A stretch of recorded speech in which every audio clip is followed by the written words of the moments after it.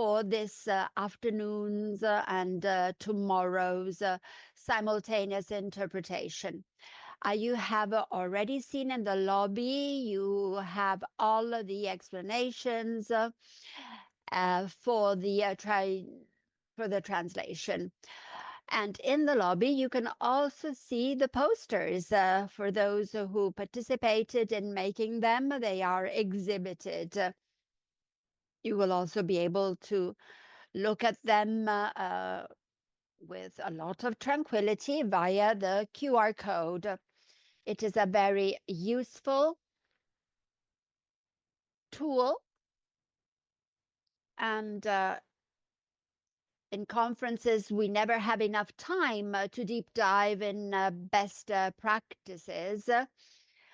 And so thanks to the QR code, you will be able to delve into each and every one of them.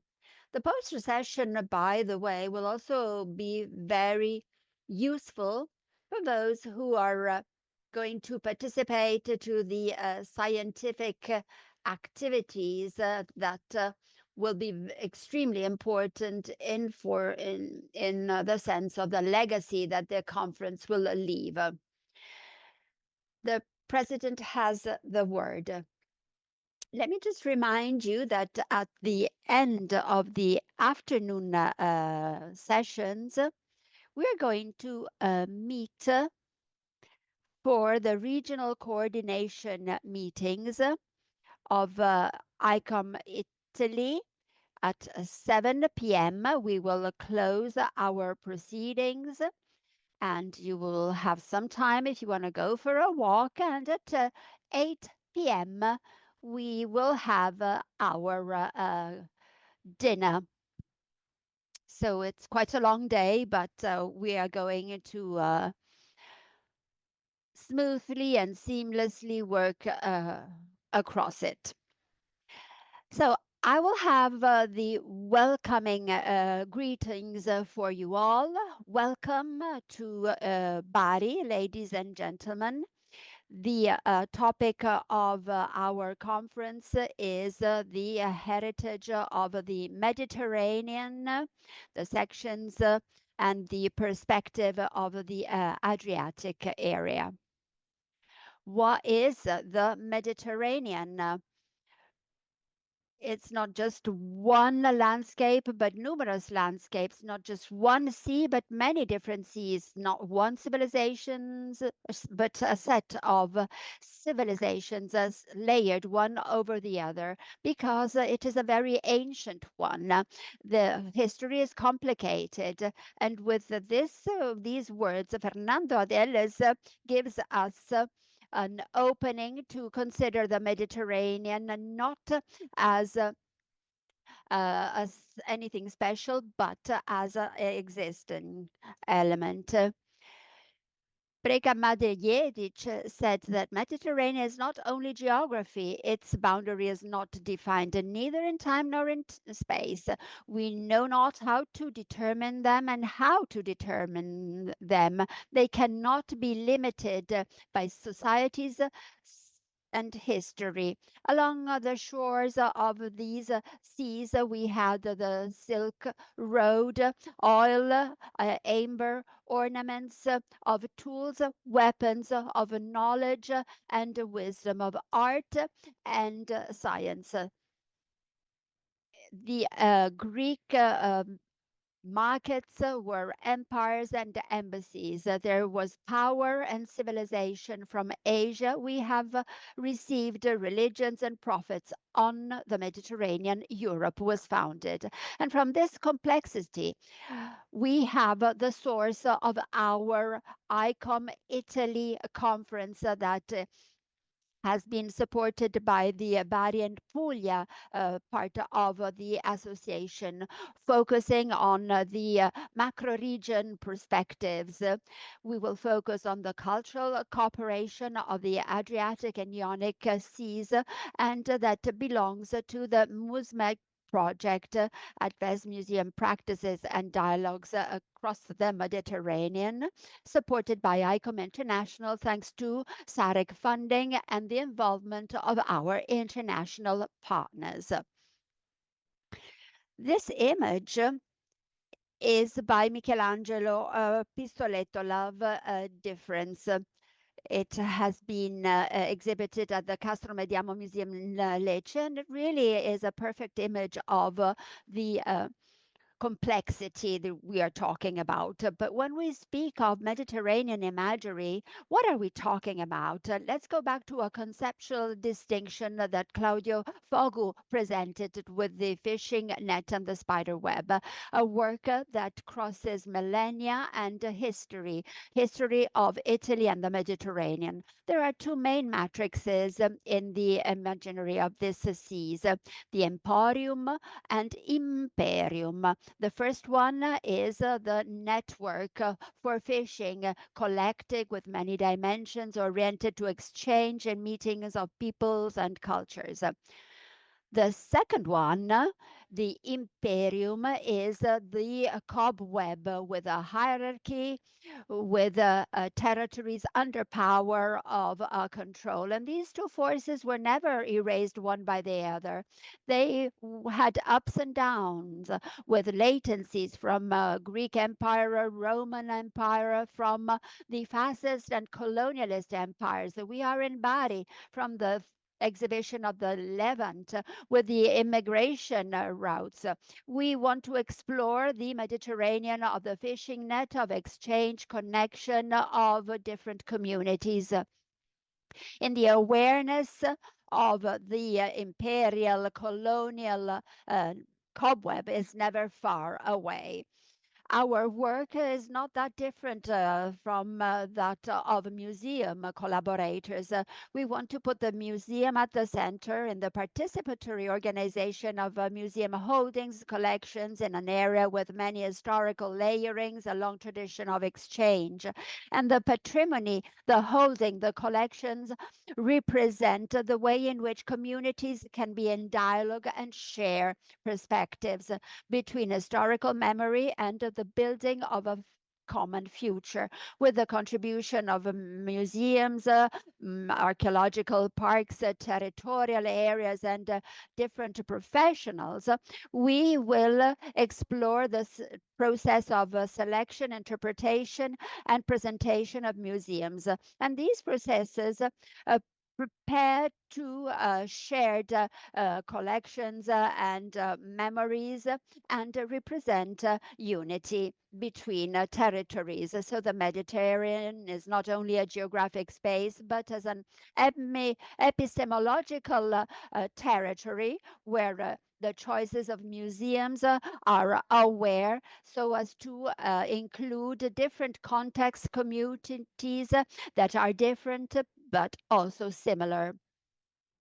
After 10 years of the ICOM General Conference in Milan, which had cultural landscapes at the center, we want to pick up that legacy and bring it back to the surface. The museums are places of choice, interpretation and responsibility, mediation, cultural mediation, production of significance, able to give a plurality of opinion between past and present, promote exchange and confrontations, and they contribute to the reflection on common heritage linked to solid to sustainability, memory, and shared values. As the capital of culture, Gorica and Nova Gorica, we had a transboundary expertise that will support us in guiding us along this pathway. We will have numerous scientific professionals helping us. Angelo Maria Cattaneo will open our proceedings today with her reflections on maps, stories, and pathways.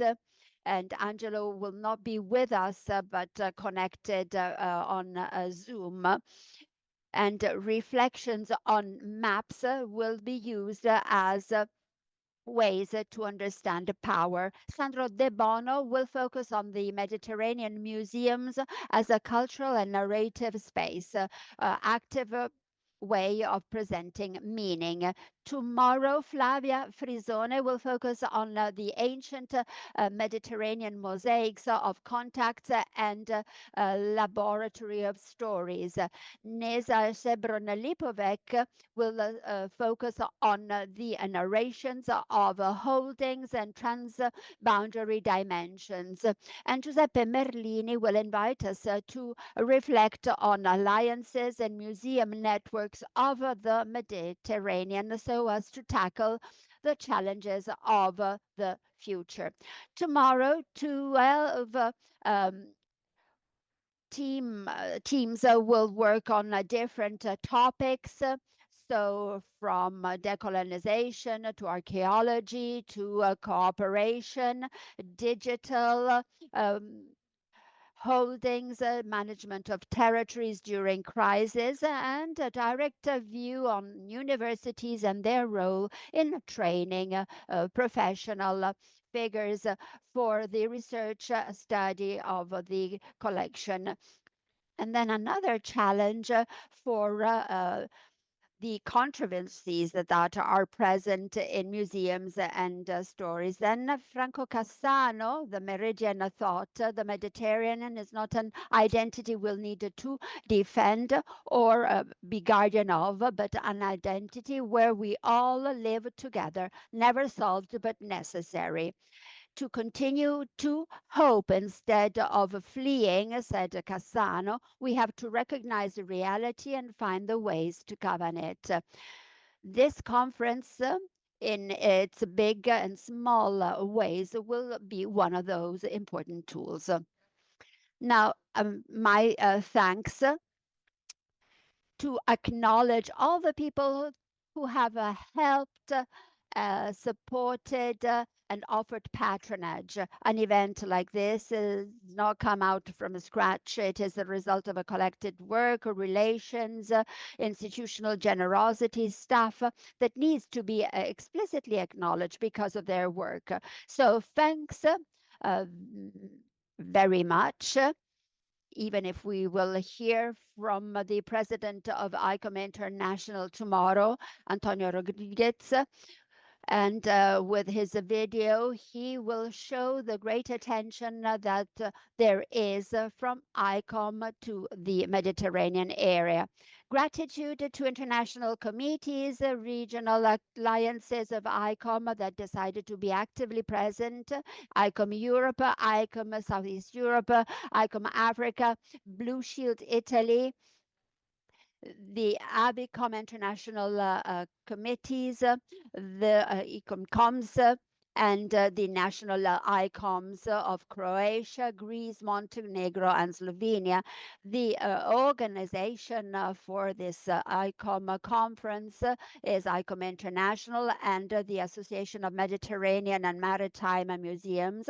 And all of these people will allow us to really have a true Mediterranean meeting. And thank you also to all the institutions, the municipality of Bari, the culture heritage municipality, the president of the region Puglia, the councillor for culture and knowledge of region Puglia, the general director of the Ministry for Cultural Museums, and in Santa Scholastica, where we will have our teamworks, we have put together all of the police people that are a living witness of the importance of culture. So I'd like to also list the names of the people who have collaborated.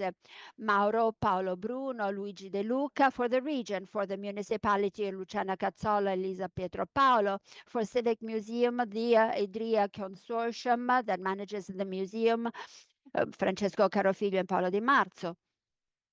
Then, during these days of the conference, the Ministry for Heritage and the Superintendents for the subaqueous management of holdings and the regional direction of the National Network of Museums of Apulia, then the Bari Metropolitan Museums, the nucleus of the holding of Bari, the universities of Bari and Salento, and the Confindustria of Bari, Barletta, Andria Trani, which will be the capital city of entrepreneurship. Together with the municipality of Bari, we've shared the organization with Matera, that this year is the capital of culture and dialogue, and the municipality of Ancona, that for 2028 will be the cultural capital city of Italy, that will focus on maritime holdings. Thank you to Musmed and Sare. And also thank you to Dusman for their contribution that concretely supports the organization of this event. And last but not least, thank to all the speakers, coordinators of our work tables, researchers, who and scholars who have, with generosity, given their wealth so as to be in the spirit of collaboration and working together. Thank you to all the people who have wanted to share their experiences through the posters and share their case studies. So I do invite you to look at the posters here in the lobby or via the QR code. Do comment the work and also, why not, contact the people who have made them. Thank you to the directive for sharing and deciding the pillars for this conference and for the work of the next 3 coming years. And a lot of gratitude to the Secretariat of ICOM Italy, very precious and very, very competent in dedicating time, care, and attention to the meeting. And the most important thanks of all, the partners who have supported us, those who are here in presence and those who are present remotely. We never give participation for granted. It is a decision that takes time. And so thank you very much for the time and motivation, dedication, and meaning that you give to our work together. And so welcome, ladies and gentlemen, and let's open the conference for our speeches.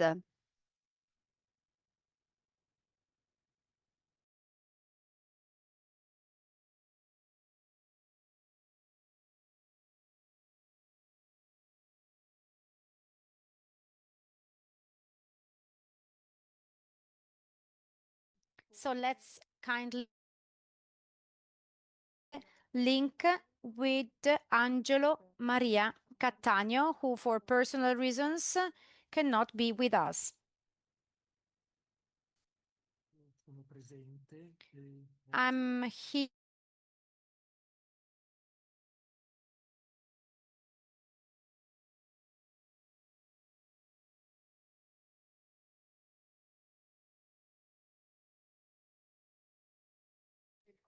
First research. He is a professor at the University of Study of Florence and also Center of Humanidades.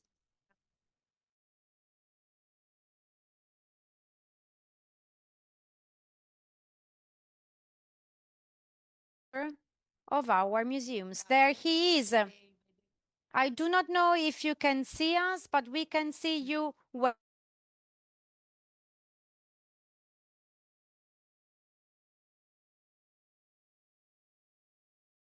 A setting I have.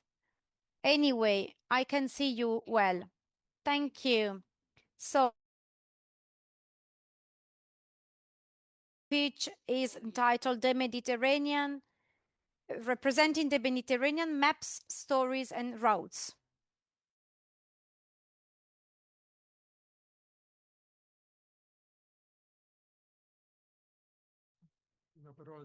So first of all, I would like to thank our president,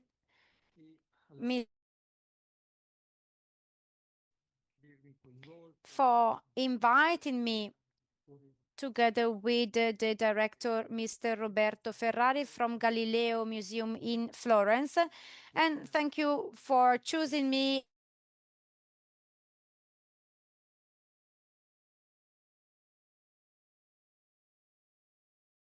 on your work.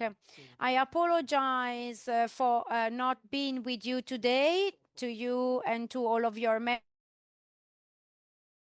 Sometimes there are storms in seas, and for that reason, I wasn't able, unfortunately, to be with you in person on this special day.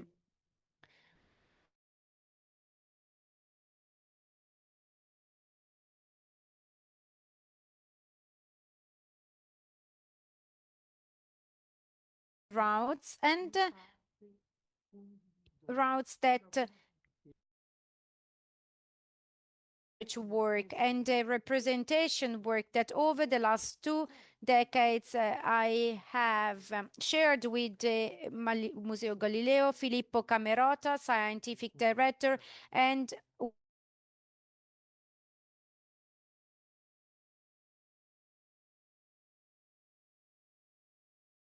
technical organizer will make the materials available.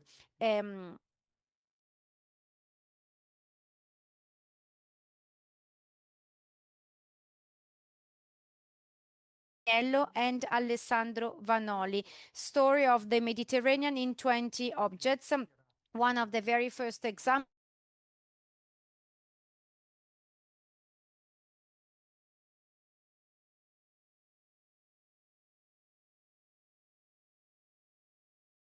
the case you see, and we get also to the compass.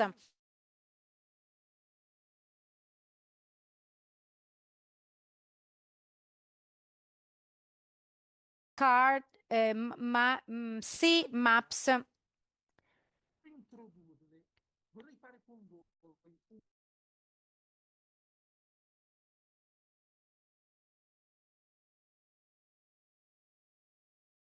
Start revolving around this topic, Mediterranean, that is defined as the special term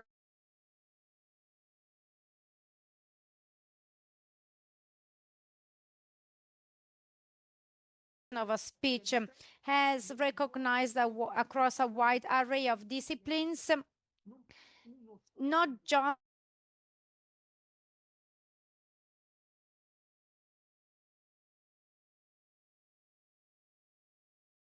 rich in active factors that influence and orient actions by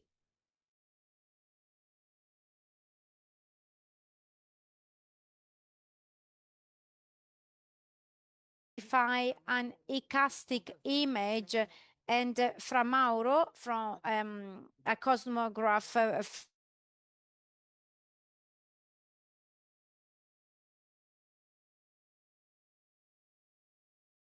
the representing of the Mediterranean, we need to tackle a paradox that has just been mentioned by our. There is not just one Mediterranean, but multiple Mediterraneans resulting from practices, knowledge, and different languages. As Brodel taught us, the Mediterranean is a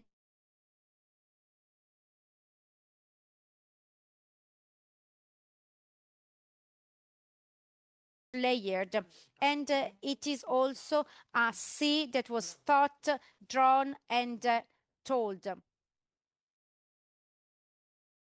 Is a Mediterranean that is really wider than the one that is seen today. It starts from the eastern shores of Black Sea and extends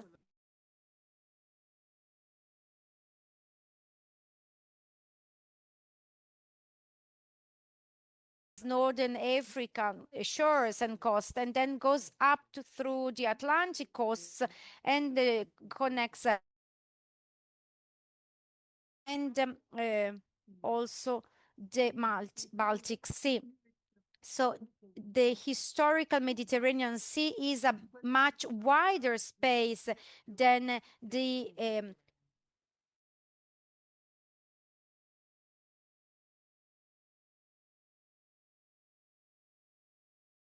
it. Well, I will just mention it now, but we will explore this. It underlies a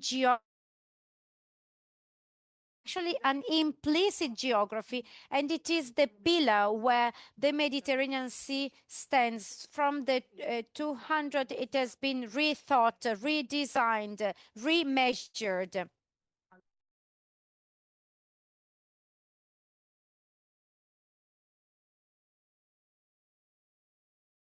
Storytelling, and I hope I will be able to accompany you along this journey.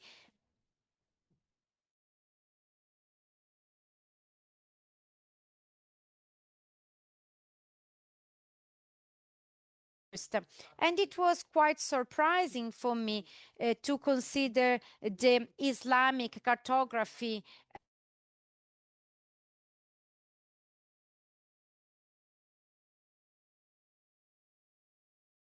of Latin tradition, and what this is underlying, this measuring, this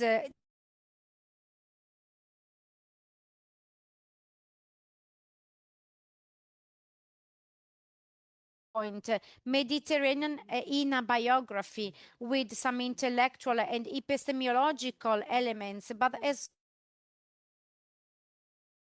biographies that follow a chronological sequence, and then the Mediterranean in the ecumen.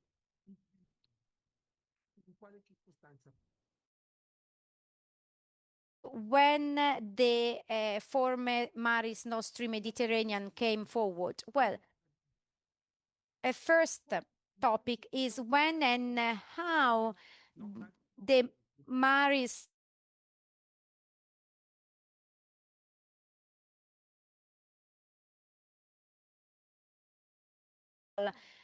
cartography, and in particular the work of a cartograph that was called Ali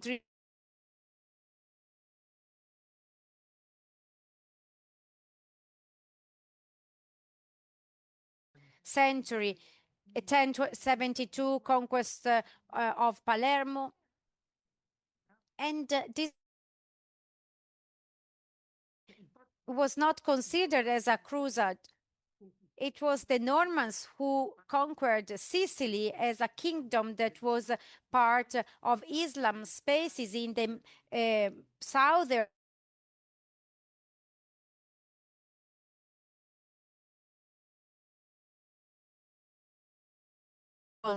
from different religions.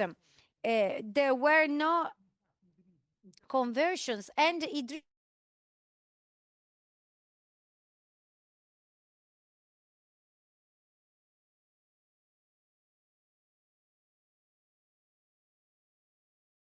and I will show them to you later on. Regions that were also bordering the Mediterranean. And this is actually Sicily, south orientation. That is one of the 70 that illustrate a plegia of ecumenic geography. So the inhabitable and known space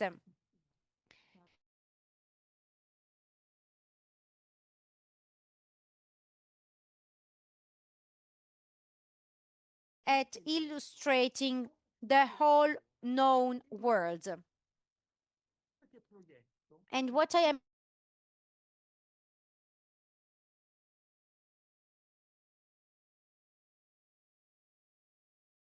recomposition of the 70 maps that for the 7 climatar and the 10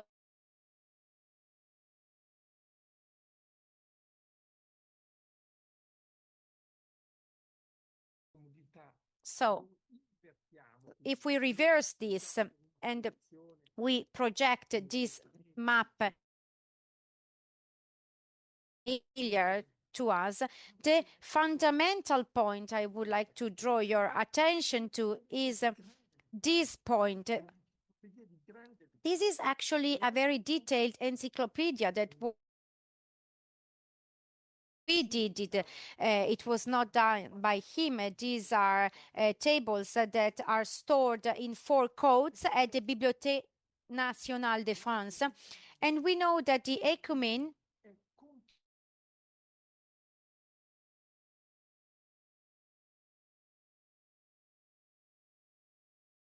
itself, but then the Caspian, and then the ocean, the Indian Ocean. Observe here. What is the theoretical point that we want to make here? First, let's discover the sources. What are the sources? And let's observe and try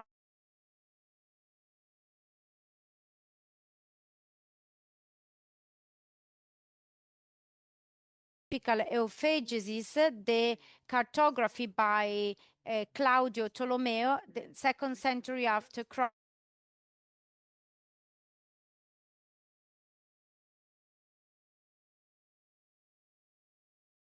And this is actually the most ancient illustrated code. And this is the Ptolemaeus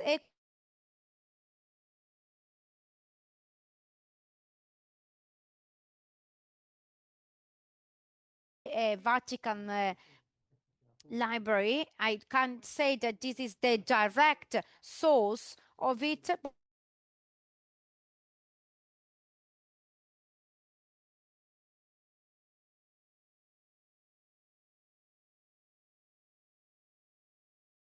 Critical point I want to make. Sicily, 11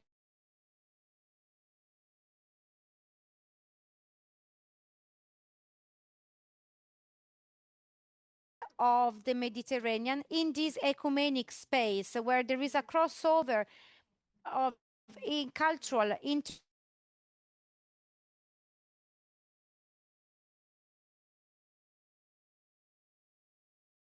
and shared knowledge that is rooted in the Greek, Roman, ancient geography.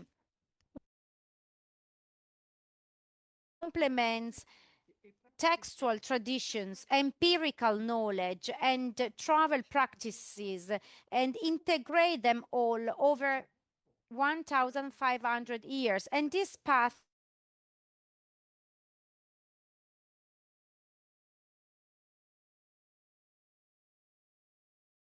of the Mediterranean within this Islam expansion process that also involves the Mediterranean. Present in Sicily, but that does not penetrate that. We need to wait another 200 years before these images from Florence through Byzantium becomes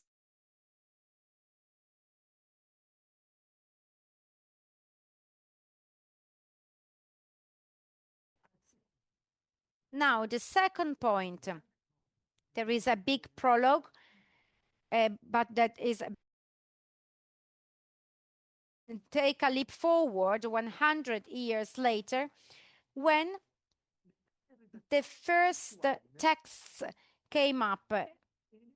So these are written lists of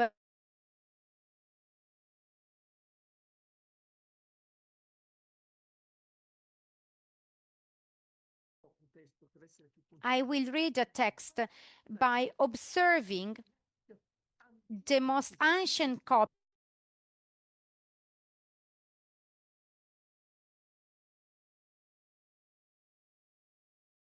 National de France, and there is now a digital repository through which we can access to all of the nautical. And you can observe this map. And we are talking about 1,290 maps from the end of the 12th century, and the Mediterranean becomes an operational space. The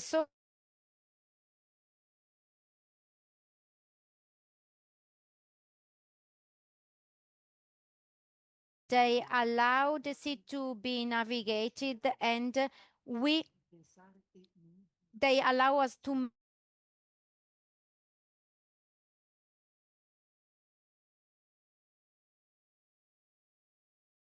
against the sea, but it's the sea that structures the earth, the lands. They become functional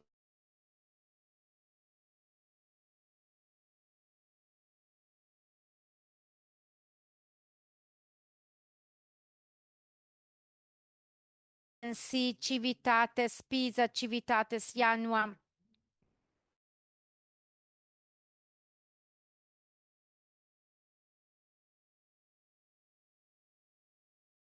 Embodied knowledge tools that translate the experience of merchants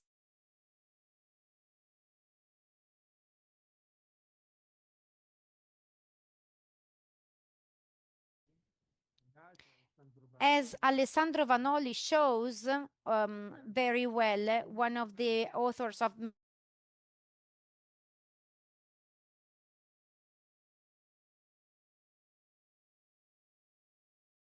network of connections, conflicts, exchanges, and sea maps make these networks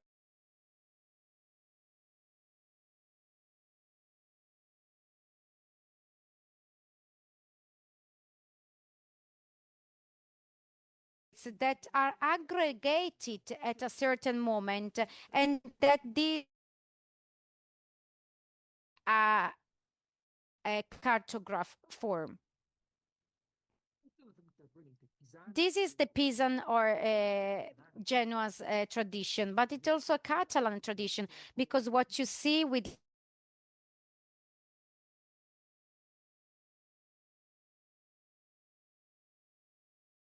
where the result of the experience of people navigating the sea, and it is very probable that the maps that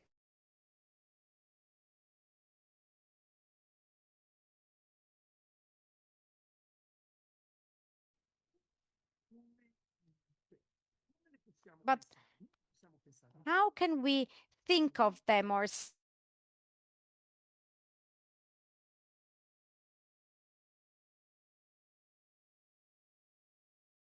tools that were integrated and that made the representation possible? And as you can see here,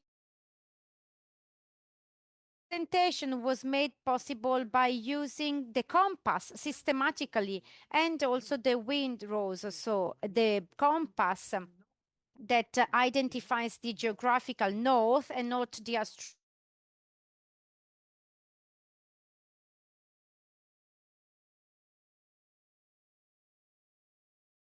compared to the geographical north, then the astronomic north, according also to the magnetic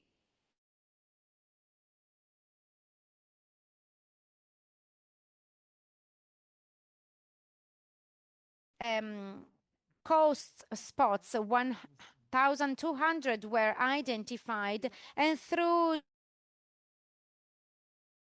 with the 32 events that organized the spatial relationship of these areas, and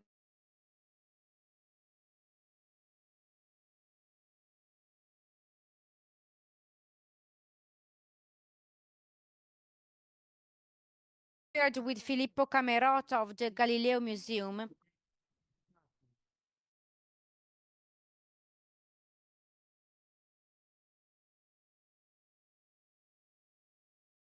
Dedicated to the globe of Fra Mauro, Venice, 1450, and it is a video on a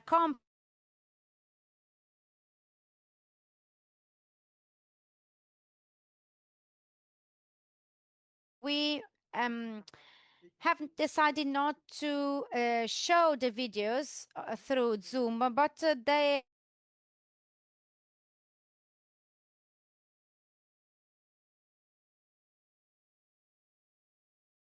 Rose of Winds, compass, list of the coastal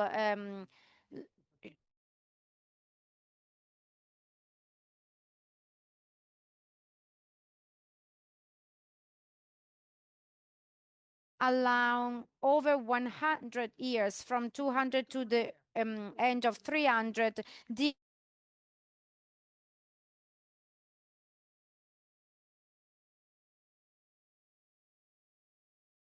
and very trustworthy.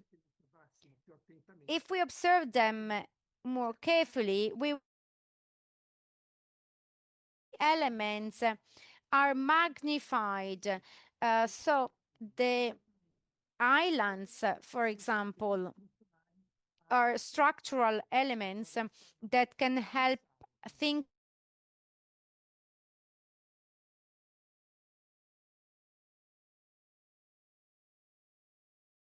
And there is a very vast bibliography. This is in open access, and I leave it to you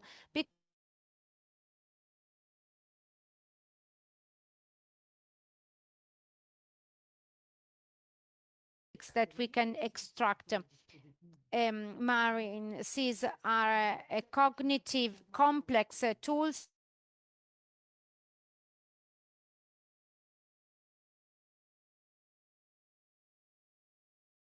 navigate in seamen through the geometry of the marine space. They represent a collective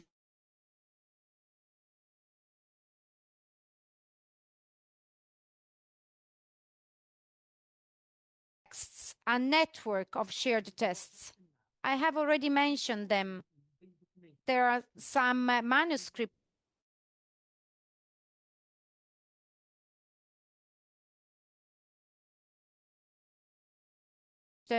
in the latest edition by Alessandra Deban, and also Liber de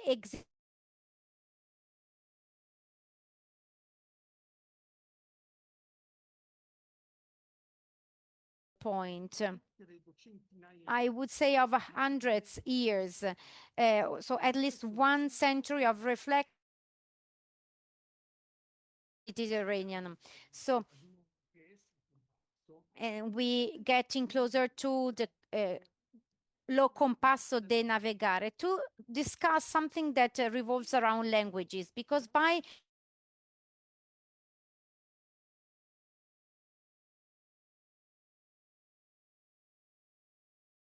frame where 3 layers can be identified, 3 different layers.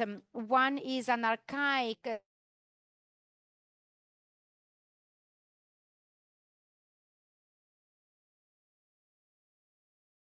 layer that can be referred to the Anconas area, so Provence in France, Venice, and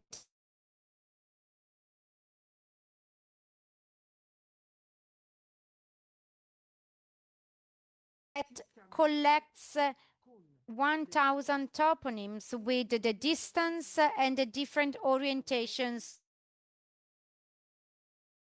We can identify it as the textual pillar that was shared. Then the second one, the Libre de Existentia Riverianum, that was probably drawn up by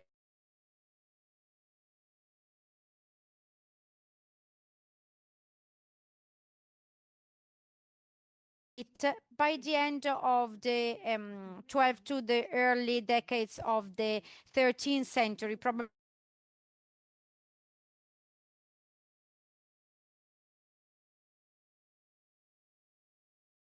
geography, including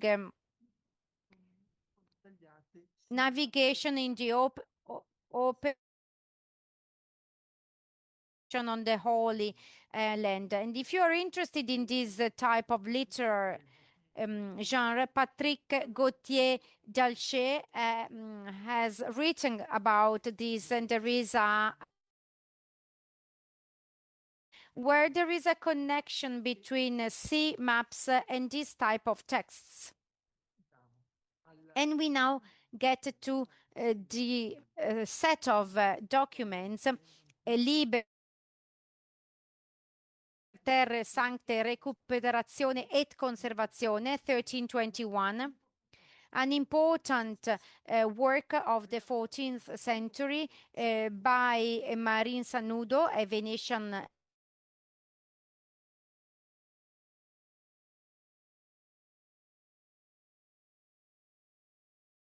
of the Holy Land. And what's in this text? Where in this place,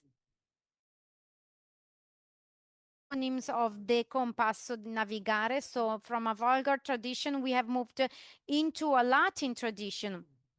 And it is also connected to the Avignon's Pope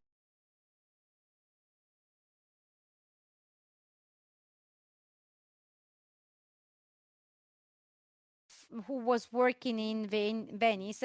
And if we look at one of these code,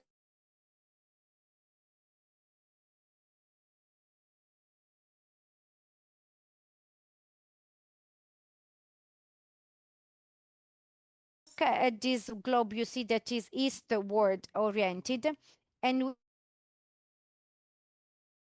the Mediterranean within a mappa mundi, an ecumenic look, including Africa and Asia. And it is also well celebrated in Palestine, from Gaza to Beirut, going through Jerusalem. It is a very detailed map. And what do we see there?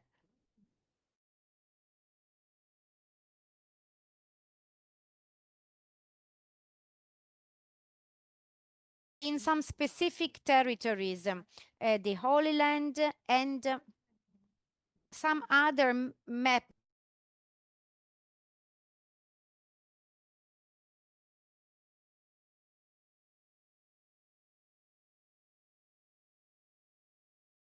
that were shared in these maps. But this is not over.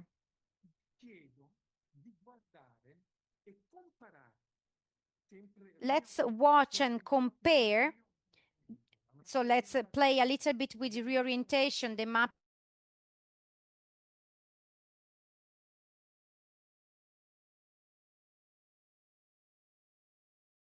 Globe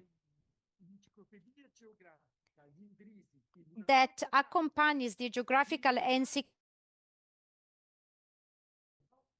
with a circular globe that is originally oriented towards the south, and we oriented towards the north to make it comparable.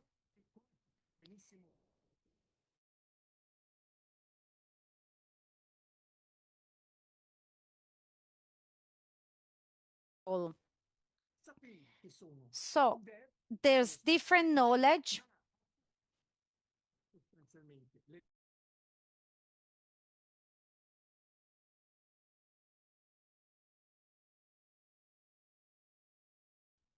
I would stop here and I would move to the next point, which is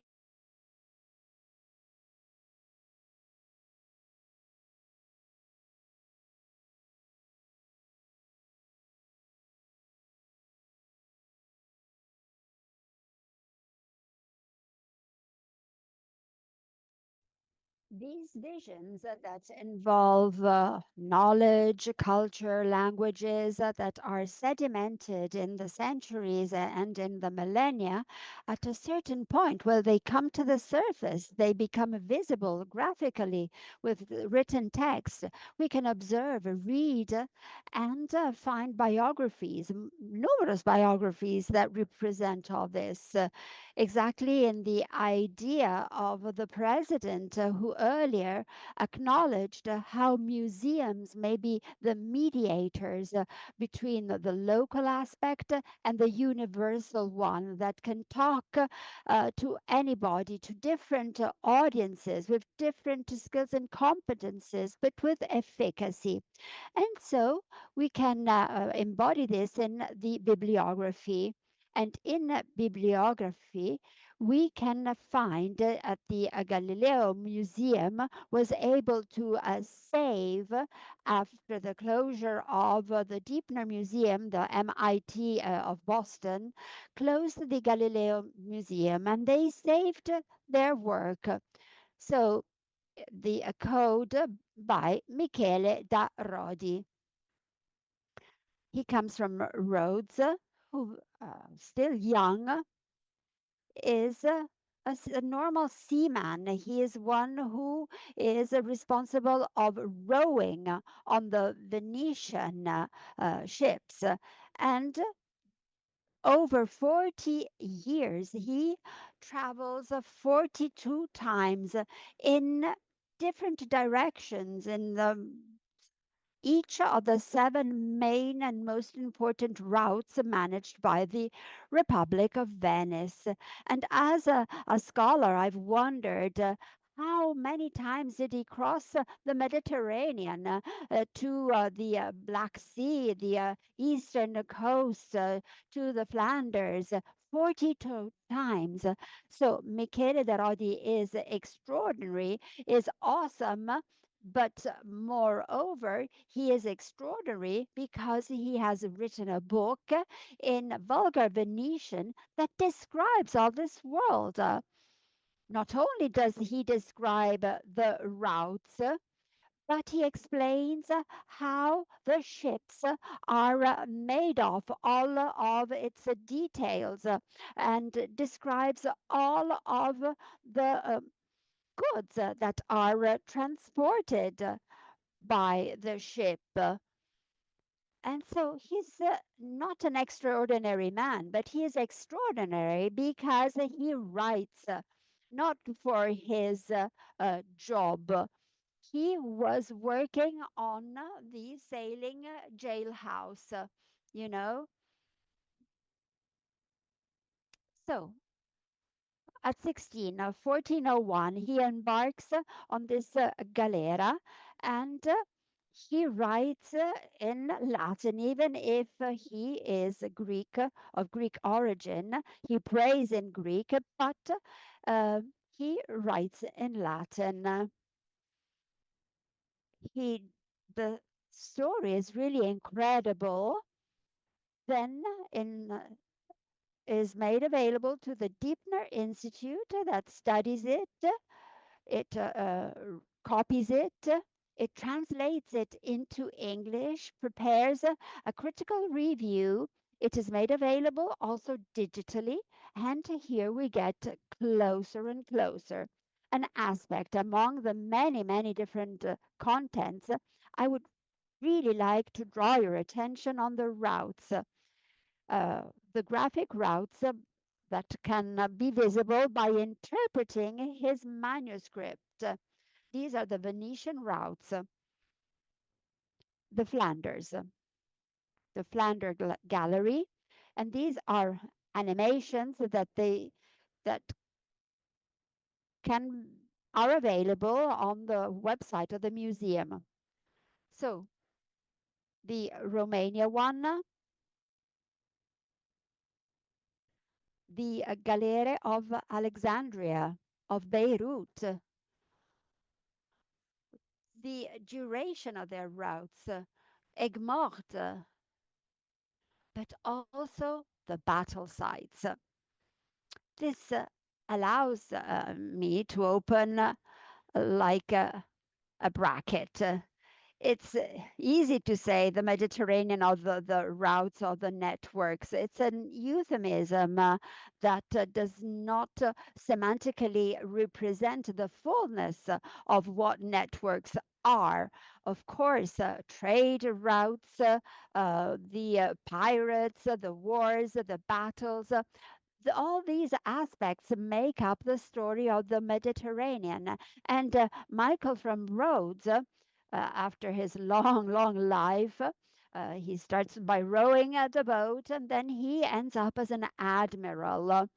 And he manages the public sea ships, and he participates to all what has to do with these trade routes.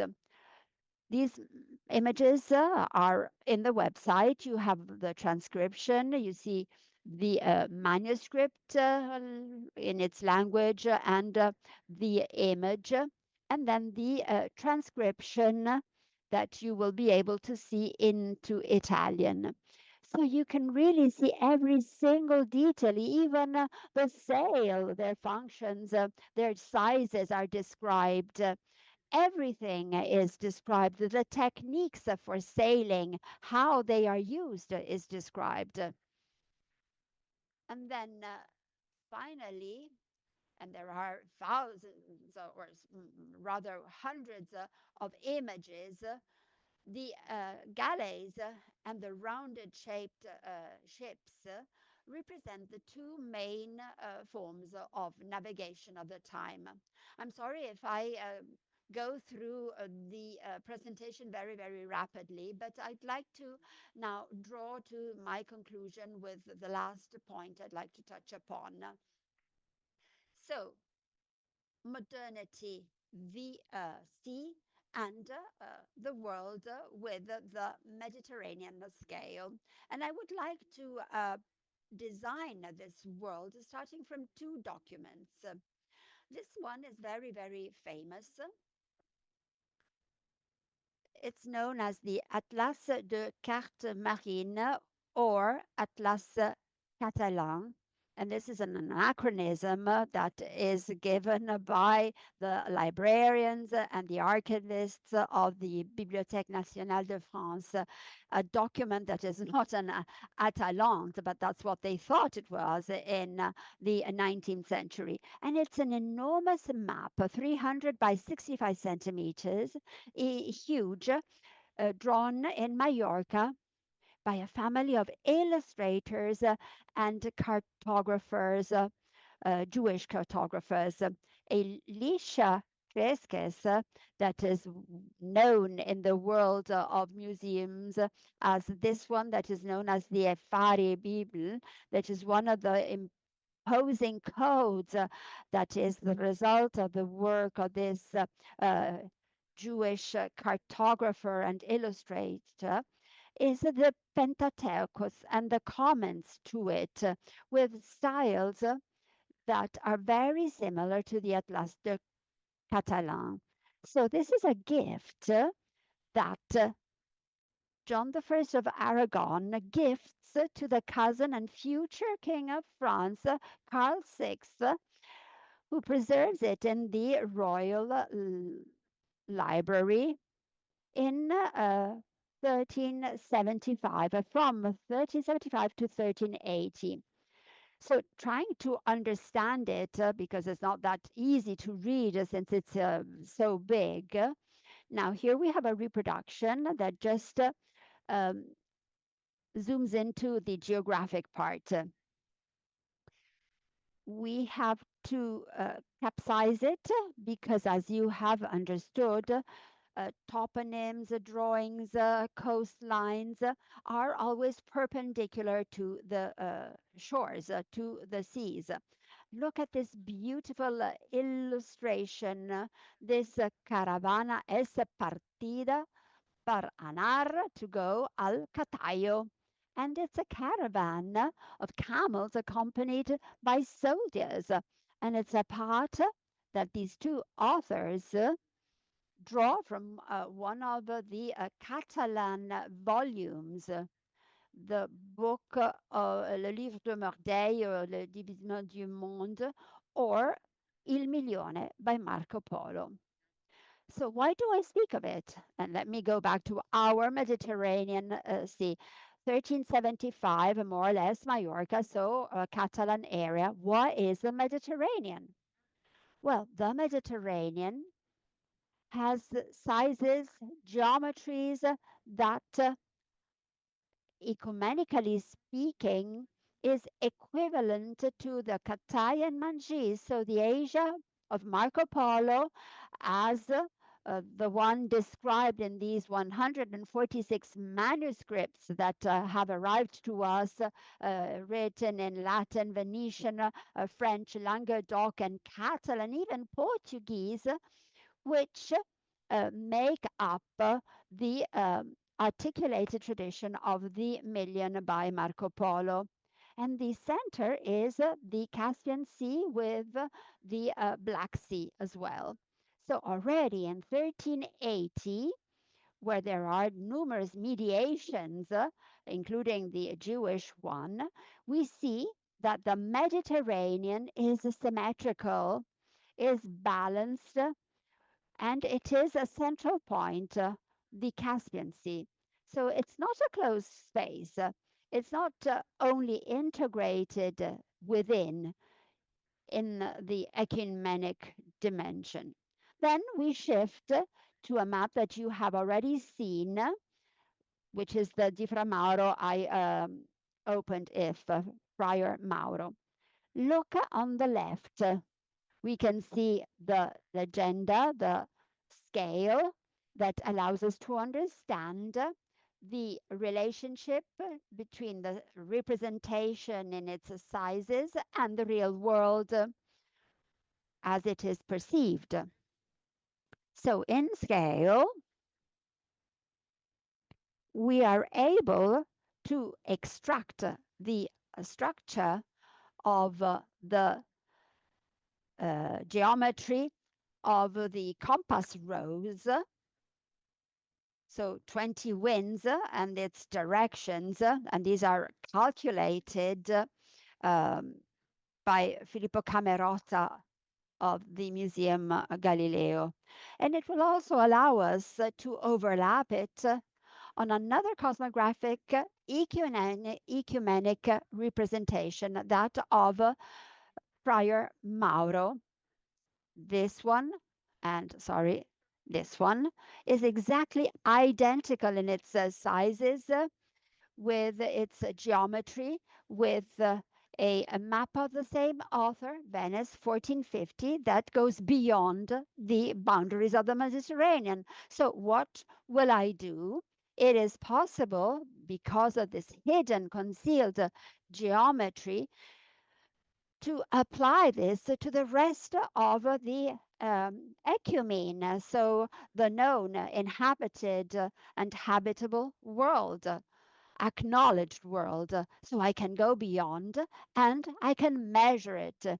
So the dévisement, the scale, the act of measuring the Mediterranean in what is for Friar Mauro a project, a document that had never existed, is based on sources that are paperless. It is, for example, the Million by Marco Polo is just an innovative effort, similar to the Atlas Catalan. So we were in Mallorca, now we're in Venice. And so the Mediterranean is lived, inhabited, sailed on, measured, a pathway that becomes a form, a shape through which we can imagine and try to measure the rest of the world. And now I'm drawing to my conclusions. And let me share on the screen some of the images that have accompanied us. Idrisi, 1550, the modern graphic recomposition that will allow us to better understand it. Then the map of Friar Mauro, a Catalan, a map of 1330. Going back to Brodel, we can say that the sea maps and sea travels, books, toponyms, the Compasso de Navegar, the book with 1,200 toponyms, operate on different temporal levels. They record events, but even long-term structures, so deeper structures of knowledge. And they allow us to construct an image of the Mediterranean that is both stable, still, and dynamic. And so we have to consider the Mediterranean as a given entity, a given unity. It's a process, an ongoing continuum of making and unmaking of connections. So, in conclusion, representing the Mediterranean means to participate. We participate as well as museum people, those who are lucky enough to work in museums today. And we are able, thanks to the papers, the documents, the stories, the pathways that not only reflect reality, but which produce reality. They make the Mediterranean visible. It can be thought, rethought, and sailed on. So let's wonder about the new images. The most powerful images we have are those of Michele Michael of Rhodes. It's a question that really makes me very, very happy. There are many who try to understand this. So these are the documents that make the document visible, saleable, thinkable. And so we should not only think of what the Mediterranean was, but think of what the Mediterranean can still be. Thank you for your attention. And I'm really, again, very, very sorry that I cannot be there with you in Bari. Well, thank you. Thank you very much, Angelo Maria Cattaneo. You really made us, get the envie of taking a boat and embarking on one of these routes. And often these ways, waterways, will take us to the lands where we find museums, where those representations under objects, storytelling, narrative, or new representations that nowadays may be supported by modern technologies that allow us to move and make ancient maps become dynamic and be able to speak. And this is a perfect bridge to introduce the next speaker. Our next keynote speaker is Sandro Debono, who is going to speak and contribute on the Mediterranean, the Museum Mediterranean as a cultural and narrative space. Sandro De Bono comes from one of those isles that we haven't always seen on maps. He comes from Malta, an island that for its size didn't always appear on the maps we saw, but which is a key for the importance it holds in as the Isles of the Mediterranean. He defines himself as a museum thinker, more than a museologist, and he is a scholar who is a contributor who teaches in academia, universities. He's a consultant, and he is part of the editors of numerous reviews, and he's a friend of ICOM, and we're very, very happy to have him with us. So I was scolded because I spoke too rapidly when presenting the conference, and so I do thank the translators who have been able to keep up with my speed. So, Sandro, please be slower in your presentation.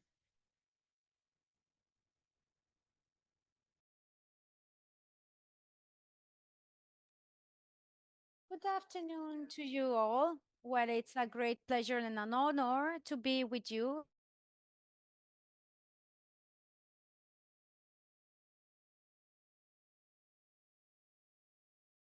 And there will be two voices, my own voice and the voice of the images.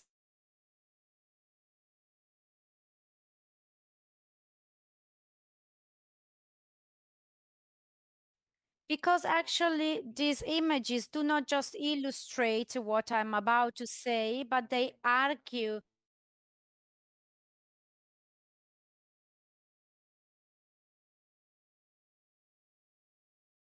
explanations next to these images, because I'm sure that you will be able to recognize what they refer to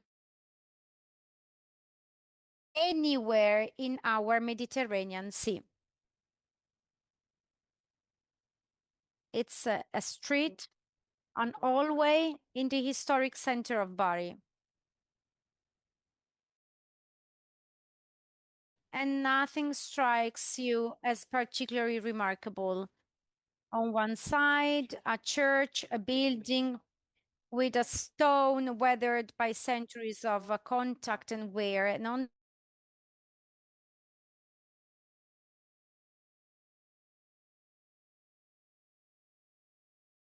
artisanal pasta.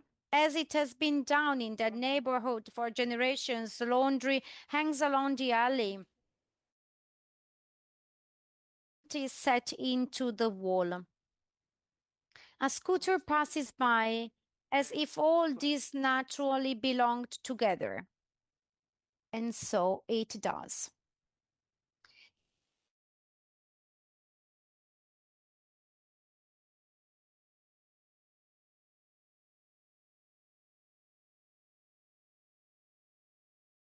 Moving through time.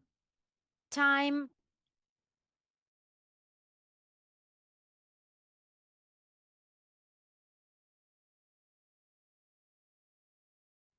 within the same lived moment, the sacred and the domestic, the medieval, universal, and the profoundly and specifically local. All is present, all is active. Everything in a profound sense. Well, I would like you to dwell on this image for a moment because I think that it encapsulates both the challenge and the central opportunity that lie before.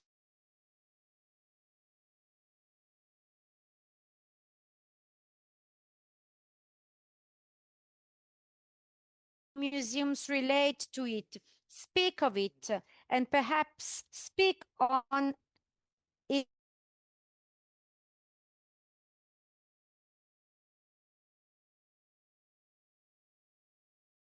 Understood. Defining the Mediterranean is really thinking on of a paradox, a use of intrinsic diversity. The shores of the sea have never formed a single political entity, except for the during the Roman told through archaeological materiality. Well, at that point, Rome did not start from scratch. It built upon what previous civilizations had left behind.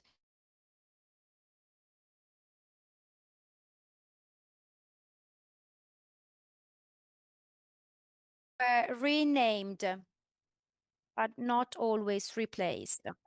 What followed shaped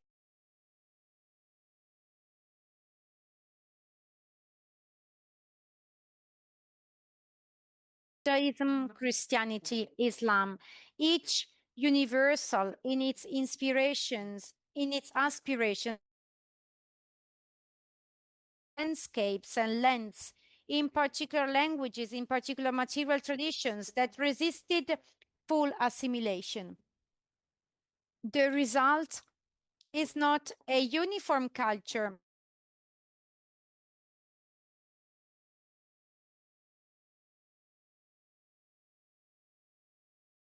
and that were competed for everything else. This is and beyond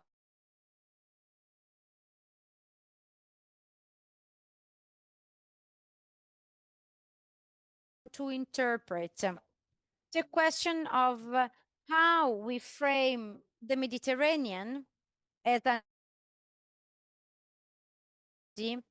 need not to be resolved here.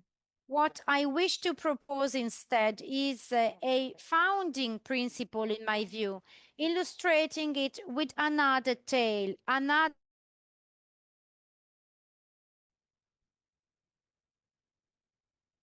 Various Mediterranean cities, towns, and communities have just celebrated the Catholic Easter festivities.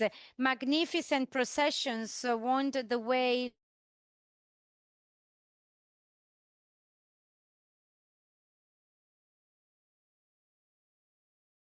candles, the same music from the bands in the procession. No one organizes all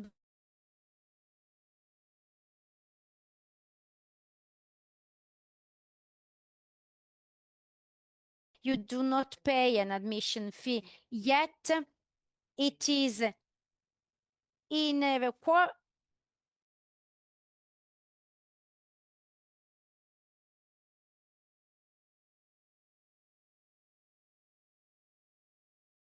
the ring extraordinary intertwined with its own layered past.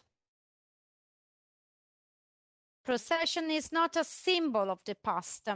It is a living part of the present. It does not represent memory, it carries it. Now, imagine that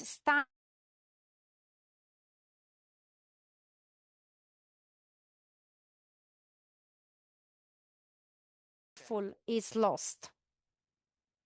This question, I would suggest, is the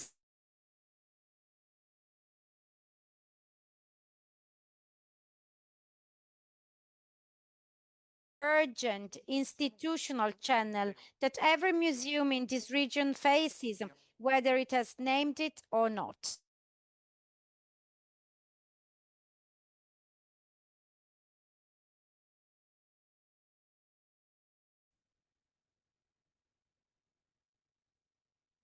It is what defines the Mediterranean Museum.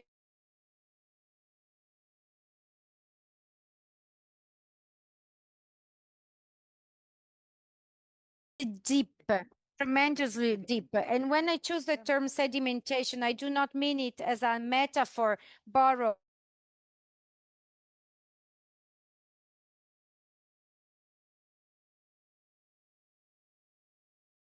temporal layers remain co-present and active within the cultural experience.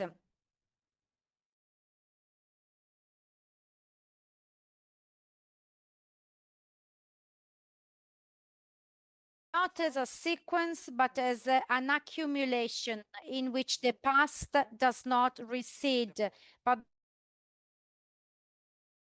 it is the sign of a memory that is still alive, that does not need commemoration because it has never ceased to exist. And it goes beyond the lieu de mémoire.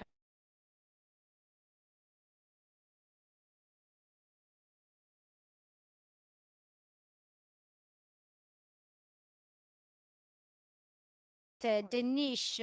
These are not remnants of different eras that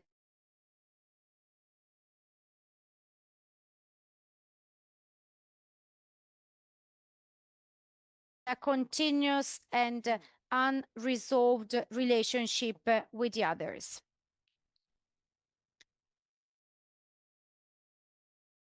Experience. It could be glimpsed in the reuse and reconversion of architectural space.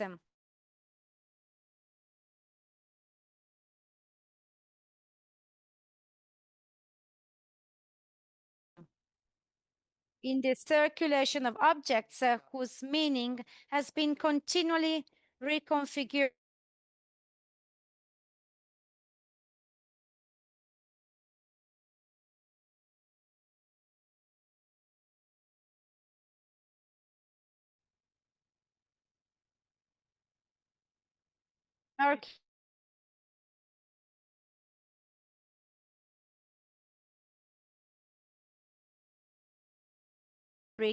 And lived in all its everydayness, not separated from it.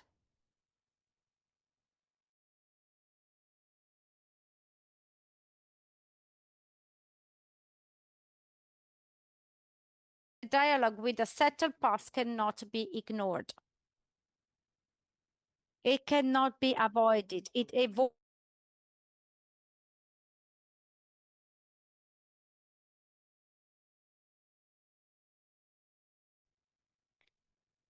All this presents a museum with a specific challenge.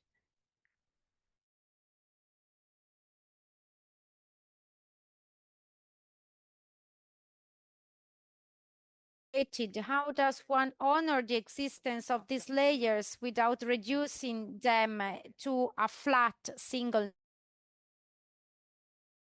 Geology sedimentation is not incidental, it is constitutive. It shapes a museum paradigm in which time is neither ordered nor resolved, but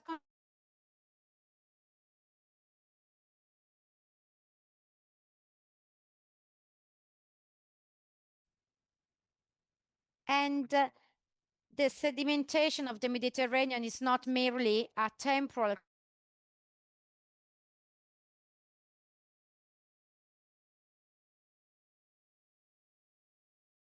Christianity and Catholicism and Islam have left deep material traces in this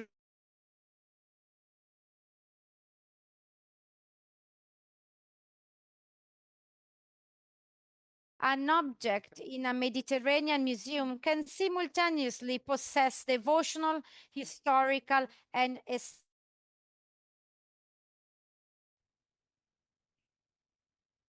reducing it to one of these is not clarification, but it impoverishment. It is the denial.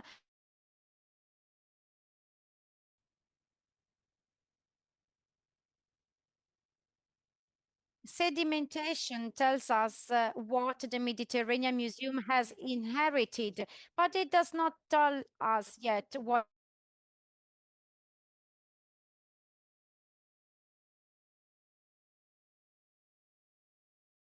same Mediterranean cultural landscape. Not imported from outside, but indigenous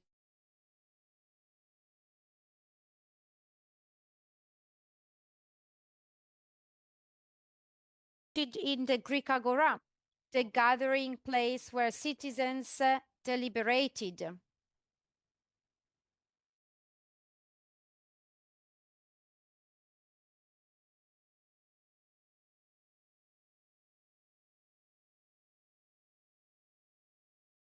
It is reflected in the Islamic souk, in the great harbor.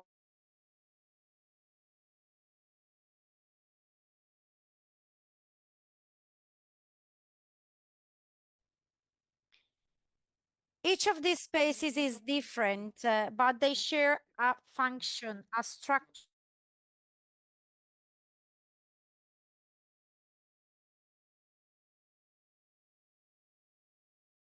Closing up. The square resists meaning. Its meaning has always been debated rather than assigned. It belongs to no one, and therefore it belongs to anyone who inhabits it. What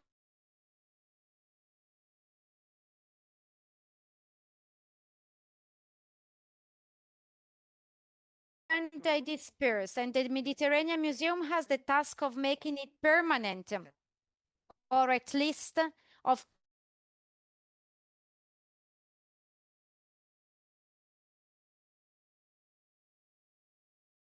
of fixed meaning, the openness to negotiation that makes the piazza, the square, not an analogy for the Mediterranean.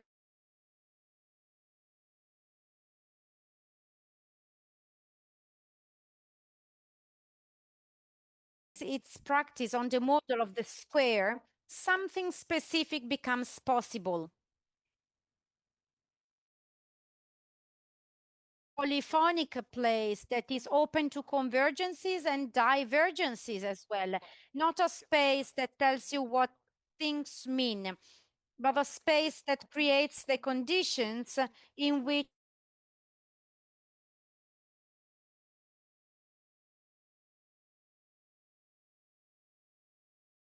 from which both originate. Its overlapping temporalities, social practices, and a curatorial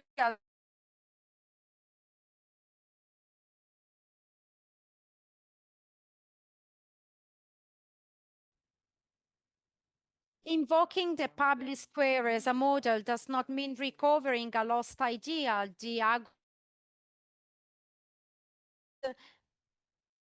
were never unconditionally open. There were spaces for encounter and spaces of selective authority at the same time. The museum inherits what, well, a square without something at its center, without the object, the relic, the image, the thing that draws people together, is merely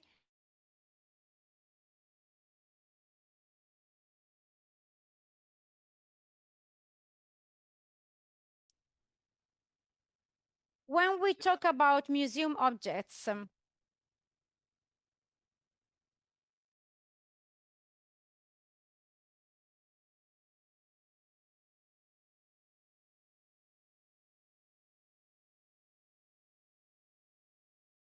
This meaning, but I want to suggest something stronger.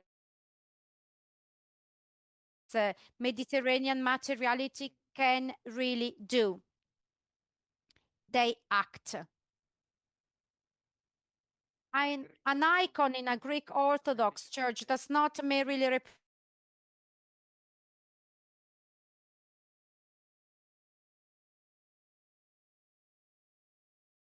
of devotion, a gesture that often precedes any act of interpretation.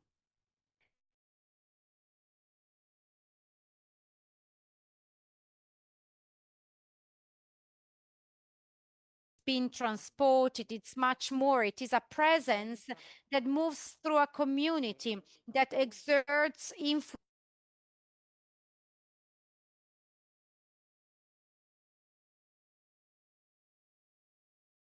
Having a consciousness.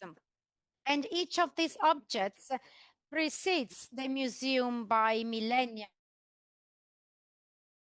As exhibition pieces, they get to our institutions already full of history, with extraordinary biography, with a very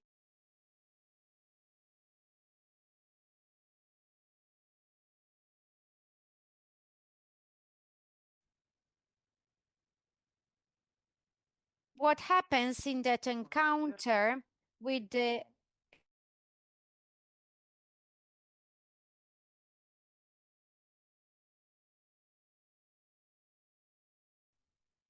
by the object, and the object's meaning by the visitor.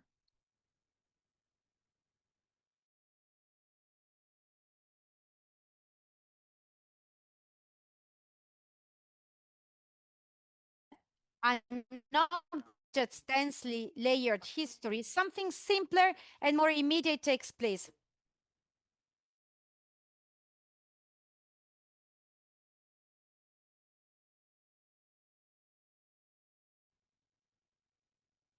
It activates his own relationship with the cultural landscape from which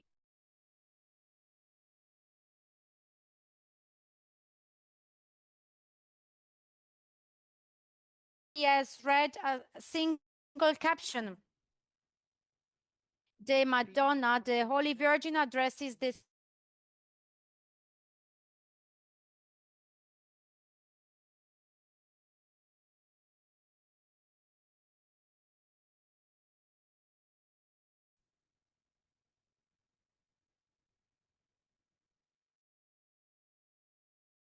the Mediterranean Museum is not to convey information, it is to create the conditions for this recognition through the interpretation of space, through proximity, through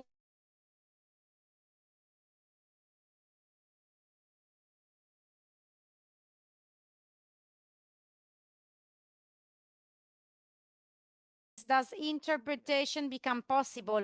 And at that point, interpretation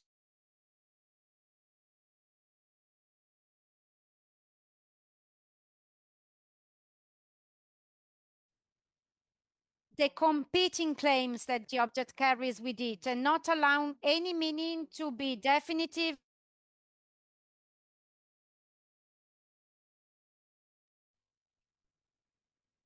So I would like to reiterate that polyphonic interpretation is not a preference, it's not a progressive instinct or a curatorial fashion. It is a condition of truth, of authenticity. An object that was a devotional images, then a political symbol, then a cultural trophy, then a museum exhibit. Well, that object cannot honestly be presented as just one of these many things. Choosing one layer and suppressing the others does not mean clarifying the object, but it means impoverishing it.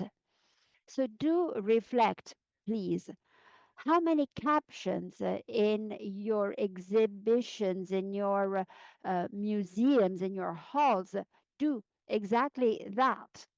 Not out of necessity, but maybe just out of habit. Social participation is a powerful concept since it triggers the social object. It is very important, it's powerful, but in the Mediterranean context, meaning is never just simply open. The objects arrive already laden with it. The landscape is already settled. No one approaches a Black Madonna, a Torah scroll, a Byzantine icon on equal terms with everyone else. They already come into the relationship. A museum that understands all this does not only claim the origin of meeting, it claims something more modest and I believe more powerful, to be a place where meaning, which took a long time in the making, can be encountered, recognized, and ongoingly renewed. We started earlier in that narrow alley in the center of Bari. And nothing in that alley was waiting for a museum to acknowledge its meaning because the meaning was already there, sedimented, deposited across generations, and it is given by the people who live there day after day. What a Mediterranean museum can offer, what only a Mediterranean museum is in the position of offering, is not the meaning itself, but the conditions under which that meaning becomes visible to those who do not share it yet. A public square that is open enough to invite foreigners, welcome them, allow them to gather, an object alive enough to act upon them before a word is even spoken. An honest, authentic, real enough space to contain the competing claims as well, those of the past, without forcing them into a verdict. This is no small ambition. In a world that is increasingly impatient with complexity, that seeks solutions before it has even tolerated difficulty, a museum that keeps the space of negotiation and mediation open is doing something that is really important, something that maybe is also political in the deepest sense of that word, of being political. The Mediterranean has never solved its tensions. It has lived them from within productively for millennia. Our museums can do the same thing. Because, and I draw to the closing, because in the Mediterranean, meaning does not wait to be explained. It waits to be recognized and acknowledged. And we who guard these objects, these spaces, these memories, are the first to recognize it. And we shall do it together wherever the Mediterranean conditionalities exist and coexist. Thank you.